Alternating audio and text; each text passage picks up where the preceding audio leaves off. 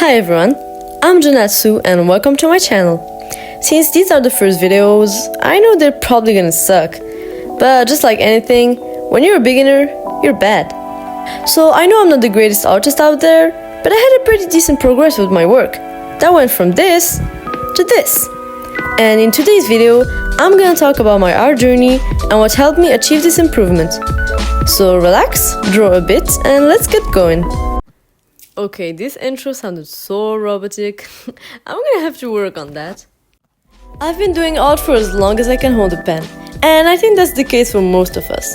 When you're a kid, it's easier to learn something because your expectations are not high, so you won't put any pressure on yourself to make your work look good or appealing. I remember having crazy ideas and drawing them even with zero skills, because it was fun. But as I grew, my taste changed, and I started seeing the flaws in my own work. And since my skills could not follow my expectations, I began to hate my art and pressure myself to make something look good, at the point where I just stopped drawing for a while because of the fear of messing up. So I started actually practicing art 6 years ago, when I was 10, by watching YouTube videos and copying pages of Naruto and One Piece. I also love doing fan arts of Yandere Simulator. Let's not talk about it. And when My Hero Academia came out, I was so obsessed I only drew scenes of the anime. Having unlimited access to the internet kinda helped my art, so I guess it's a win. Also, a thing that helped me is that my parents always supported my passion. My dad and mom used to buy me special pens and paper whenever I needed. And they even bought me a graphic tablet I used 3 times before we sold it. Of course, the family gave me art supplies at every birthday. All of that for me to become a digital artist. So I guess we can say I was the art kid of the family. And even at schools, teachers and students knew that I draw. And I kinda liked that attention, even if my art was bad. Now, the moment I started seeing progress, I got really excited. I practiced in class and at home, whenever I could. But the day I learned the existence of the fundamentals, it was life-changing. So the fundamentals basically are anatomy, perspective, color theory, light theory, composition, and construction. I really hope to make a video about them in the future if I mastered them. By the way, I'm definitely not a professional artist, so I might make mistakes in my explanation. But I suggest you go check some channels that helped me, like Mark Brunet, Proco, and Blue Biscuits. Okay, back to my art journey. I'm an artist who loves OCs. Even if I don't draw them a lot, I love my babies more than anything. I used to make insert OCs as a kid, and now I just do my own. By example, Lia Yamari was a One Piece OC. Her dream was to become the strongest person in the world, so she won't have to rely on anyone ever again. Of course, this will evolve after meeting Luffy. Maybe I'll do a video about her old lore if anyone's interested.